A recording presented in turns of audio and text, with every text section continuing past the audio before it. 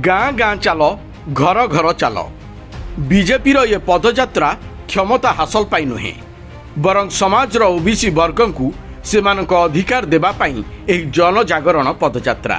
इतिहास साक्षी जे ओबीसी को प्रत्येक राजनैतिक दल केवल भोट बैंक भली व्यवहार करिसंती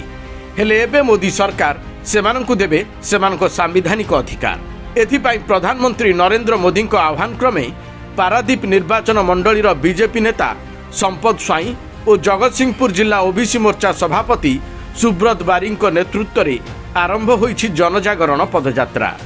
ओबीसी 54% ओडिशा रे थिबा बेले काहींकी निजुक्ति एवं शिक्षा क्षेत्र में संरक्षण ओबीसी की दियाजिबो नाही तार प्रतिवाद रे आमर जनजागरण यात्रा आमे पारादीप निर्वाचन मंडल रे प्रति पंचायत रे प्रति घर बुली प्रति गाँ गाँ बुली लोकों पाखु पहुँचबू राज्य सरकार जो ओबीसी विरोधी नीति अच्छी ताकू लोकों पाखे पहुँचबू। केंद्र सरकार ओबीसी वर्ग को सांविधानिक अधिकार प्रदान करने सह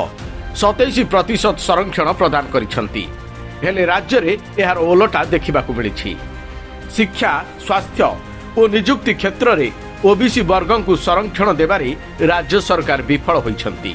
केंद्रीय योजना रे ओबीसी वर्गर सांविधानिक अधिकार थिबा बेले राज्य सरकार एहाकु पालन करुनाहंती फଳରେ ओबीसी वर्ग विभिन्न योजनारू वंचित हेउछंती। प्रत्येक निर्वाचन मंडली रे जो ओबीसी मारण नीति सरकार अच्छी ओडिशा सरकार ता विरुद्ध में गोटे जनजागरण यात्रा जदि आगामी दिन में ओडिशा सरकार 27% संरक्षण आमको न देवे ताहले आमे राजरास्ता लड़ाई करूँ यह जोरदार करूँ एवं ओबीसी उत्थान